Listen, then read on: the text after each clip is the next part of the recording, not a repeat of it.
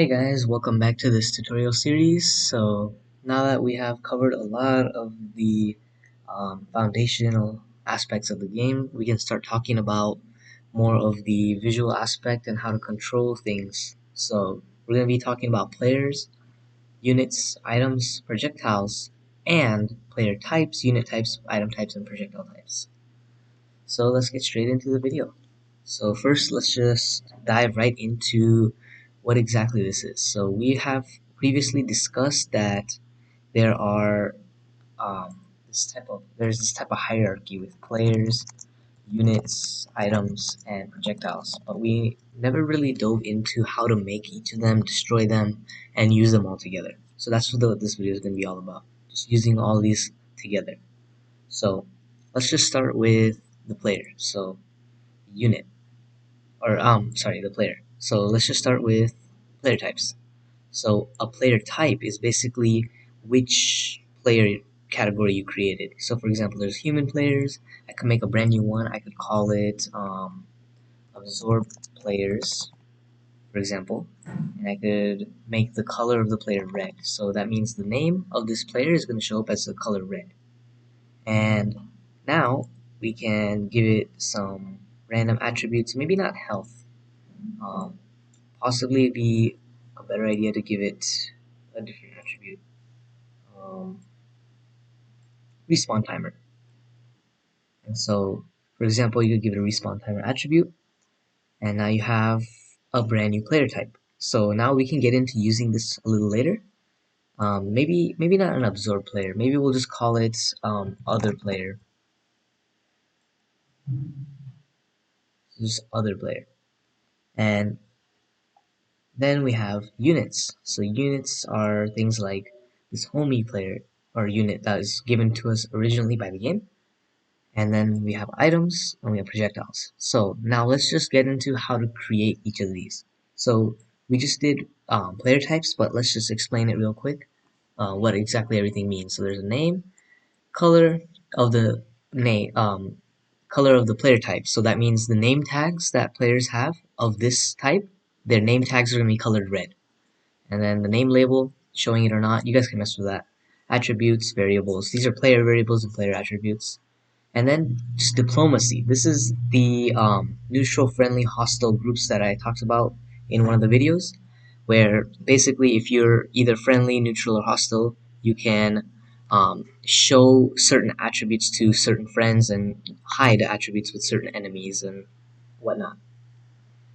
And now let's get into how to create a unit. So in order to create a unit, you just press this add unit button, and you have choices between collider, platformer, and top-down units. So since this game is mostly top-down, let's just go with the top-down unit. And we'll just select any arbitrary thing. So we could just make it some box, some collidable box. And I believe under the add unit there is some sort of option to just have this not be controllable by anybody and just have it as a straight up just a box. So for now, let's just have this box like this, and we'll just save and apply. So it's not going to move around or anything, it's just going to be a box. So we'll name it box, and it's just going to be around it. Now let's explain everything in the unit category, because this is the heftiest one out of all of them.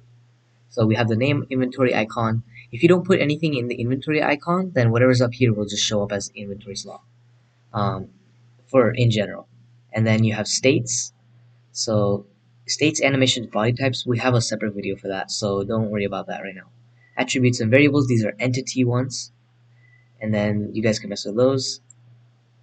Then we have key bindings. These are basically what keys cause what scripts to go off, and you want to create an entity script. And for example, if I want to create a key binding, let's say that whenever you press Q, you run a random script. Then when you press Q, you say ability, start casting, and then this script, you just run this script. So don't worry about the start casting. This is an ability, so we can ignore this. But what you want to do is you want to run a script. And then when you release the key, you can run a script. So for example, maybe when you want to use an item as an automatic weapon, maybe you want to start using an item. But then when you release the key, you want to stop using that automatic item. So that's an example where that could be used. Okay, and that's controls. So abilities, that's the thing with the casting that you saw on the controls. So I encourage you to explore that on your own. And if you need help with it, go ahead and visit the Madara Discord server. But that is kind of a side thing. It's not really necessary for overall game development. Then we have movement method. So these are different types of movement methods. I personally prefer force and velocity.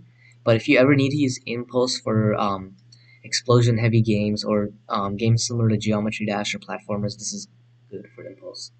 Then you have different types of movement schemes. You guys can mess with those. Some different settings, and then this is a mobile canvas. So if you guys ever want to make a mobile game, you guys can mess with this canvas. And then there's this AI section. So this is basically, it's mostly self-explanatory. It's just, do you want to enable this AI or not? And then how the AI responds. Then right here are some effects. So whenever this unit is attacked, you can mess with certain things. When it's created, you can mess with certain things, and so on. So these are kind of self-explanatory as well. It's just when this event happens, do one of these things. And then we have the camera. So you can do camera pointer lock. So for camera pointer lock, as it says right here, when you click on the screen, the player's mouse will become locked. So you have the ability to enable or disable this. And you can also have an offset of camera. And then a couple extra things are whether you can make this unit untargetable.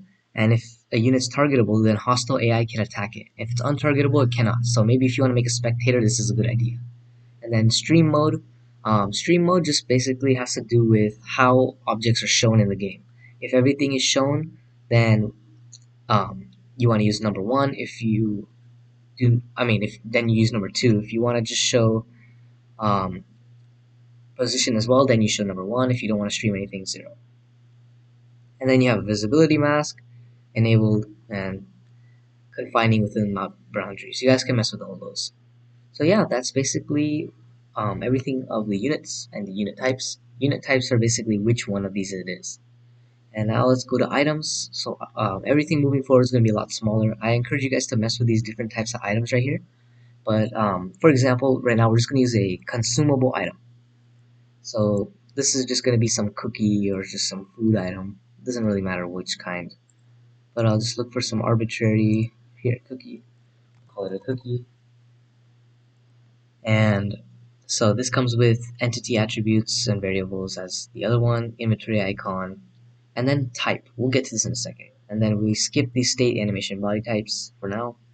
Then you can add a description. So when somebody hovers over this item in the inventory, then you can show something here. So this is a cookie, and then that'll show up. And so can be carried by and can be used by. These are some pretty important things that people may gloss over, but basically, um, can be carried by says that these unit types are allowed to have this item in their inventory. So if you say only homie, then only homies units can have them in their inventory. And then can be used by. Maybe you want everybody to have this in their inventory, but you don't want everybody to be able to use it. So then you would say, okay, everybody can have it in their inventory, but only homies can use it. So that's an example right there. Alright, and then controls. So here, permitted inventory slots, you guys can mess with that. Most of these are self-explanatory. If you have any questions, you can always write them in the comments. And then consumable. So we'll get to this in a second. Bonus. So this is just things that happen when you have the cookie. So for now, we'll just get rid of this. And then we go to some effects. Same thing as before. The effects will be the same for all of them, so I won't go over them for projectiles. And then projectile stream mode. So this is just how you want to stream your projectiles. They're explained inside of their description, and lifespan when dropped. So when you drop this item, how long will it stay on the floor? And default is infinite. And then some other settings, you guys can mess with those. Now, let's get to probably the most important part about items, whether they're consumable, unusable, or a weapon. So consumable items only come with this consumable tab. If I change it to weapon, this becomes a weapon tab. If I change it to unusable, then there's going to be no more tab. So you can see that consumable tab one more time. It comes with a cooldown or a fire rate and a delay before use. So I can't remember which is which, but I know that one of these is a delay before one of them makes it so that you have to click each time you want to use the item, and the other one makes it so that you can just hold your mouse down and just constantly use it. I don't remember which is which. I encourage you guys to just play with these and you'll figure out which is which. Then there's the weapon section. So weapons are a lot more intricate. You come with ranged or melee weapons. Let's talk about melee first. So same thing, cooldown fire rate, and then there's a damage hitbox. So this is the radius around the item itself, and how far away from the item this hitbox is. So just mess with these settings, and then you'll find your ideal configuration for your item. And then right here you have cost and damage. So cost is basically how much does it cost every time you use this item once. Does it cost quantity of the item? Does it cost a unit attribute? Maybe you have like an ammo bar or health, speed, I don't know. And then same thing with player attributes. And then damage. How much does it damage other people that are hit? And then let's talk about the range one. So ranged you'll see is a lot different. It has a lot more settings. But basically it's just creating this bullet, and that's what these first three do. They create settings for the bullet. And actually the first five. And then the next two are just based on the item, same as the melee. Then the bullet start position. Where does it start relative to the item? So it's just X and Y rotation. So maybe you wanted to shoot 90 degrees, then you would change this to 90 degrees. And then same cost and damages here. So yeah, this is a cookie item and how it's used. So for now, we'll just leave consumable. We're gonna program everything on it. So that's why I removed the bonuses and all that, because all of this stuff is pre-programmed. But since this is a scripting tutorial, it's good to have everything made from scratch.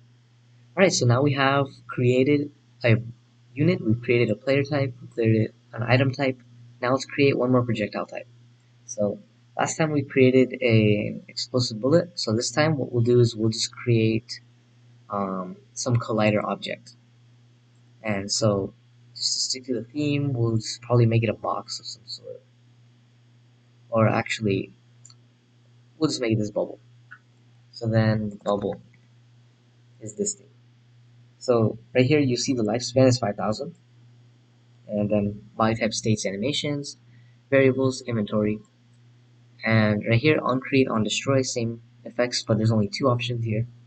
And so yeah, projectiles are the simplest of all of them, besides players, because they're less to deal with. So yeah, that's projectiles. So yeah, now we have gone over all of the different types, but now you might be wondering, okay, that's really cool. A lot of tutorials do that too, but how do they work? So that's what we're going to be doing next. We're just going to be talking about how to create them, how to create owners for each of them, and just how to use them in general. So let's make some world scripts to do this.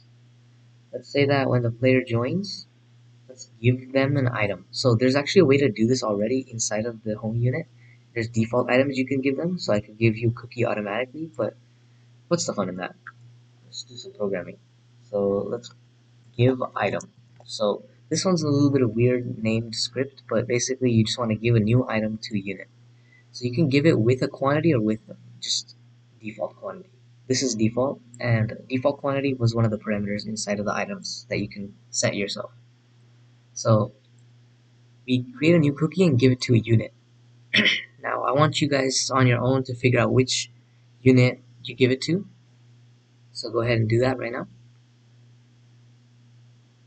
Alright, so I hope that based on context clues you figured out that it's last created unit. And yeah, the only reason I have you guys do that is just so that you get more practice here and there with parameters, because it's a never-ending process of understanding those. So now what's going to happen is every time we join the game, it's going to give us a cookie when we join. So let's just refresh and check it out.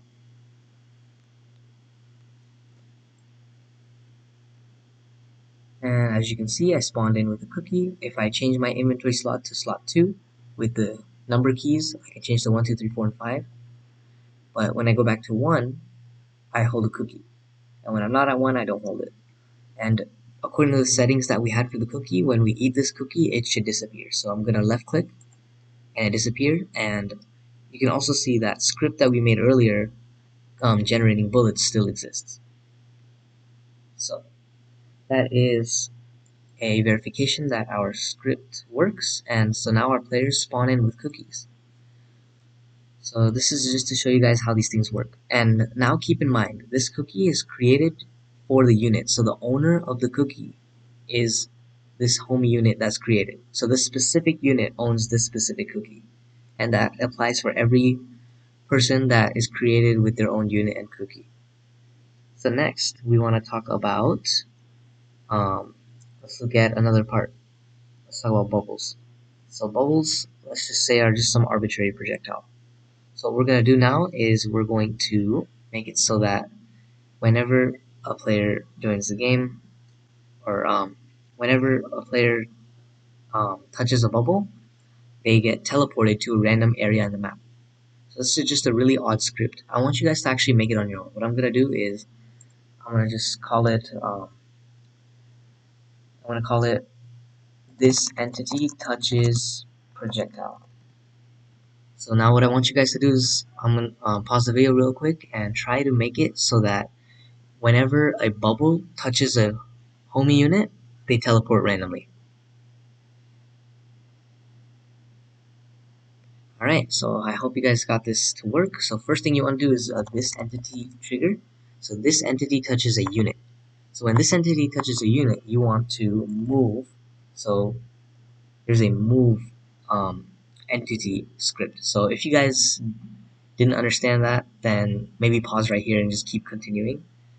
And then, so we want to move not a box or a homie. If you guys move a unit like this, you're not going to end up actually moving the entity you care about. You want to move the triggering unit or the touching unit, either one. And then you want to move it to a position. But which position? You want to move it to a random position in a region. And as we said before, there's a built-in region called entire map region. So far as we're concerned right now, in terms of regions and positions, all we know is that random position entire map region. This is the only script that we should be familiar with for now. So now, when this entity bubble touches a unit, it's gonna teleport them randomly. And on top of that, let's just destroy the bubble so that it doesn't constantly teleport people if there's too many of them. So destroy this entity. So we get some practice destroying entities as well. So before we run the script, there's actually no, you might note that there's no bubbles being created in the map. So let's just do a real quick thing, and when a player uses item, instead of creating a my projectile, let's create a bubble. Since we've already messed with the my projectile a lot, this is going to be good practice. So now let's go ahead and save that, and let's get into the game. Looks like some chat went off. I guess somebody was joining the game. Alright, so let's just create a bubble. Oh, and I believe in a previous video there was purple projectiles being created. That was because I didn't republish. So if you have any issues with images or anything that feels out of the ordinary, just try republishing your game and seeing if that fixes it. Alright, so now let's just walk into the bubble. And you can see it teleported us to a random location. And by the game logic, we should be able to just click our unit and it's going to create a bubble on top of us. And so that's a way to create teleportation in a sort of unique format, because now it's a bubble that teleports people. Alright, so now we have created projectiles, we've created units, and we've messed with them with scripts. But now what we can do is we can probably tie it all together, and we can use a sort of attribute. So here's what I want you guys to do. I'm going to set the ground. I'm going to create an entity. Alright, so we already have an entity variable called entity number. So what I want you guys to do, and I'll write this down. What I want you to do is create a process, and here's your process. When a homie unit touches a bubble, increase entity number by 1. Okay, and then when alright, actually we're not gonna make entity number just to make it easier. We're gonna make it entity attribute. So we're gonna say homie attribute. So we're gonna create a brand new attribute real quick, but we want to just increase it by 1. And then when homie attribute is a max value, um, spawn a random box in map region.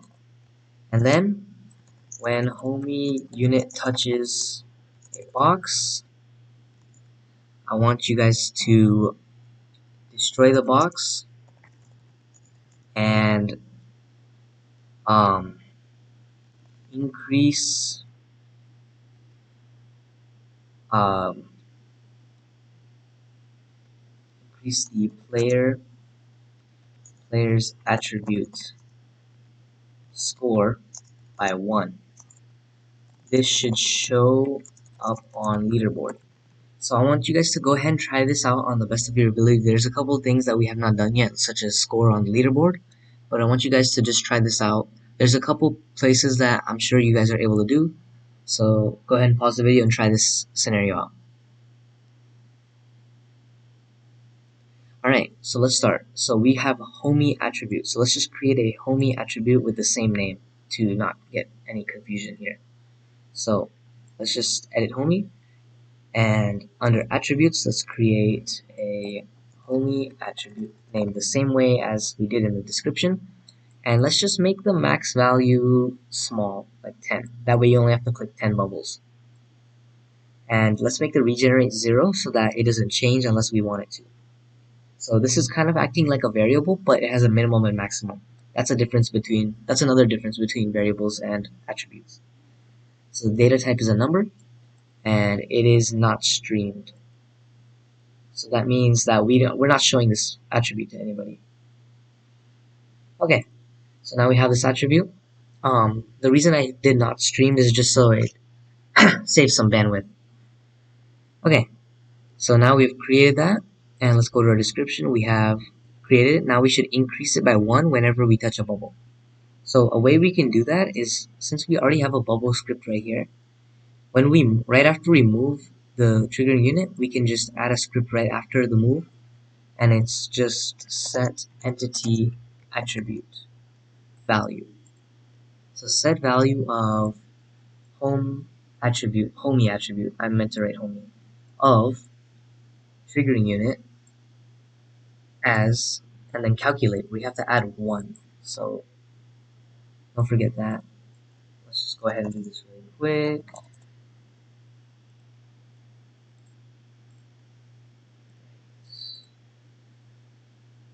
So we have triggering unit. There we go.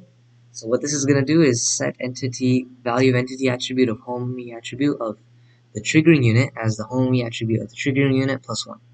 So it's a really similar script to what we've written before. And so now this is just going to increase by 1. But now we need to create a world event script so that we handle all the units whenever they hit a maximum value of their attribute. So you might be wondering, which trigger does that? Well, not this one exactly. This is a player attribute. We want an entity attribute becoming full. So when an entity's attribute becomes full. And I just noticed that I have not been following my own rules. I should use these folders that I created, so I'm going to start using them. So unit attribute is a unit event. Entity attribute is an entity event. Player attribute is a world event since it's not a unit. Units colliding is a unit event.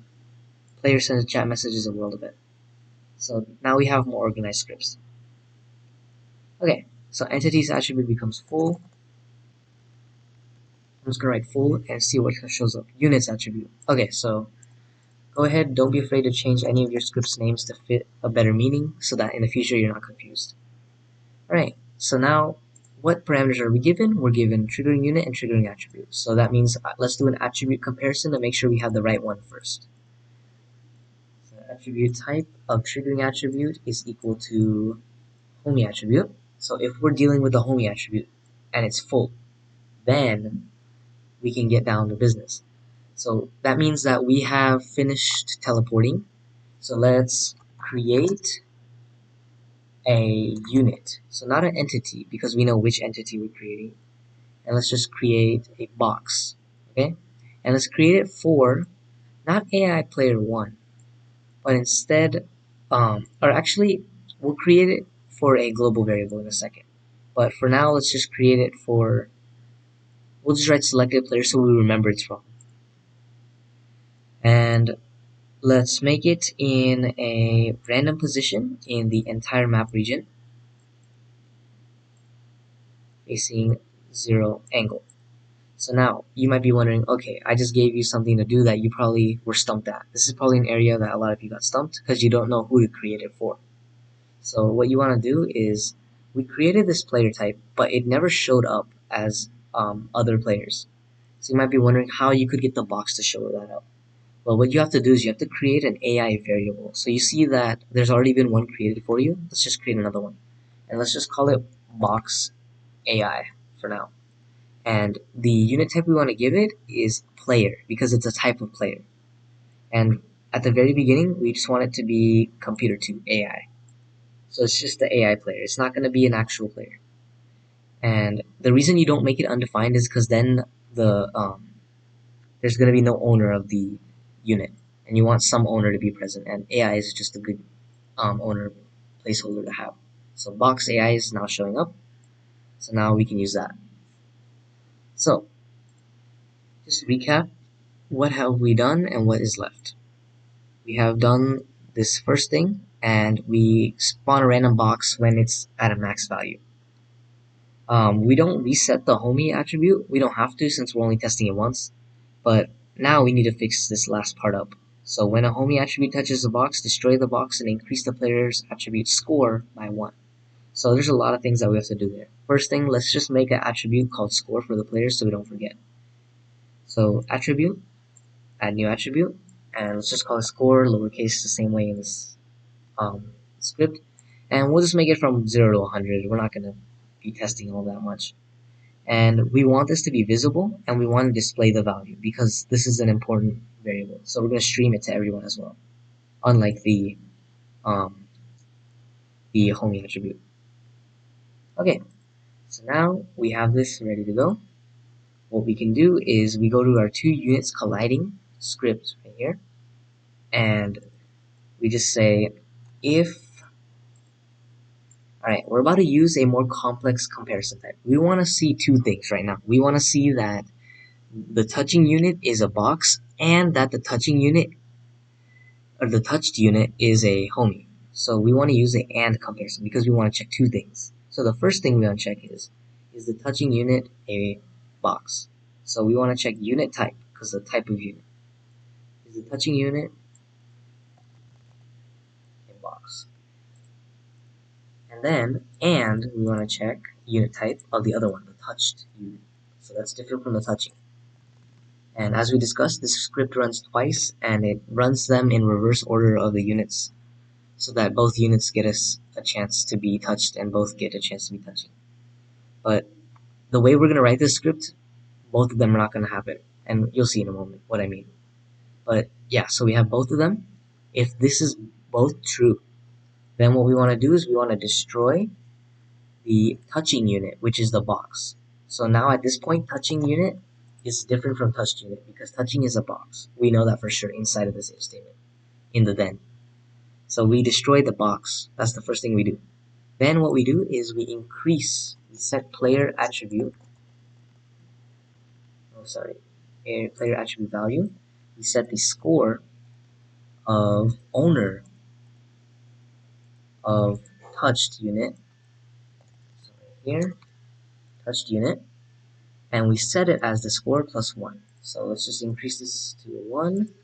Let's put player attribute value, and let's just put score of the owner of the touched unit. So I guess I would say the hardest part about programming with mod.io is remembering which parameters you're using and which one is supposed to be used at that time.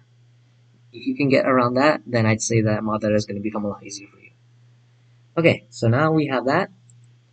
So let's just go ahead and do that. And now we have a player attribute. And we increase it by 1 every time a box is touched. So we have hit everything except leaderboard. So if you made it that far without any help, then I applaud you because that is very good. And if not, do not worry because you have tons of time to practice. You have tons of opportunities to just understand. And it's all this tutorial is all about just knowing what to do.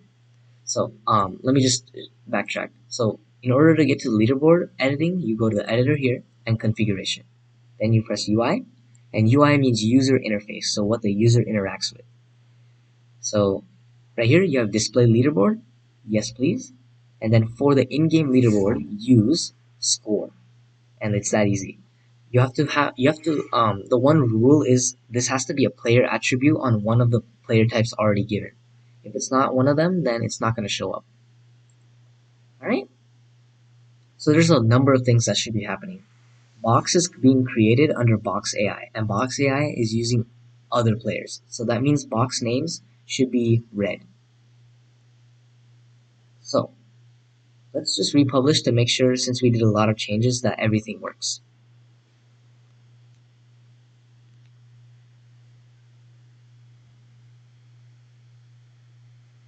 And do be sure to tell me what your favorite part of the series is, and if anything needs any work down in the comments. Alright, so we spawned in with a cookie. We don't need the cookie, so let's just eat it. And there's a bubble. Let's walk through the bubble.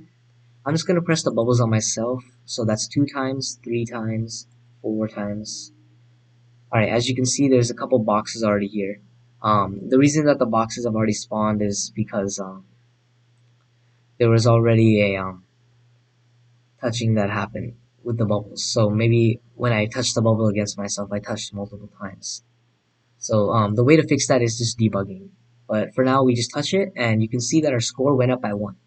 So that completes all the requirements. If we just go ahead and touch this other box, it's also going to destroy, and we get 2 score. We touch this third one, now we have 3 score. So the script works as intended. There's another box right there. Um, that is basically the end of the tutorial. We have covered a lot of the examples of how to develop. You got first-hand sight at how game development works, trial and error, and how units, players, items, and projectiles work. If you have any more questions, go ahead and leave them down in the comments or at mod Discord server. So thank you so much, and I'll see you.